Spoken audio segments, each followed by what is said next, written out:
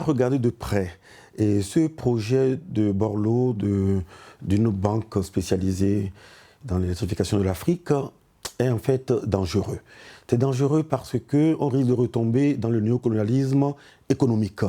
Et par exemple, cette banque, d'après les espoirs de Borloo, peut capitaliser jusqu'à 250 milliards de dollars. Donc, pour investir dans le domaine de l'énergie. Aucun pays africain ne peut avoir cet investissement. Donc, ça veut dire que cette banque va devenir le maître de l'Afrique en matière d'investissement en électricité. Donc, ça veut dire que Borloo, en d'autres termes, va devenir le nouveau maître de l'Afrique, du moins dans le domaine, je dirais, stratégique et vital de l'énergie. C'est pourquoi je dis que c'est dangereux, quelles que soient les bonnes intentions de M. Borloo. Et pour contourner cela, il faut que les responsables africains soutiennent des initiatives qui n'ont pas ce risque de néocolonialisme.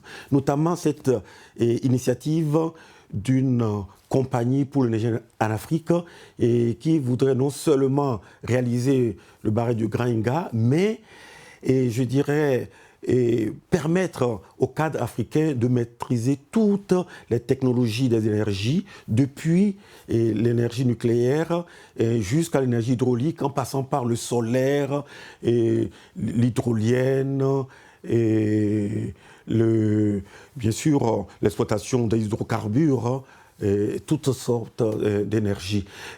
Donc il est indispensable que les responsables africains soutiennent des initiatives qui permettent vraiment une indépendance de l'Afrique et surtout qui permettent à l'Afrique de rentrer de plein pied dans la technologie, dans l'industrialisation. Et Borloo, même s'il réussit dans son projet, il aura créé une banque. Tout reste à faire sur le plan industriel. Donc pourquoi perdre du temps à passer à l'industrie? Les Chinois nous ont montré la voie après les Japonais. Et les Indiens sont en train de rattraper les Chinois. Donc l'Afrique ne doit pas être du reste en matière d'industrialisation. Et l'industrialisation passe par l'exploitation de sources d'énergie, de toutes les sources d'énergie en Afrique, dont les énergies non renouvelables du bassin du Congo.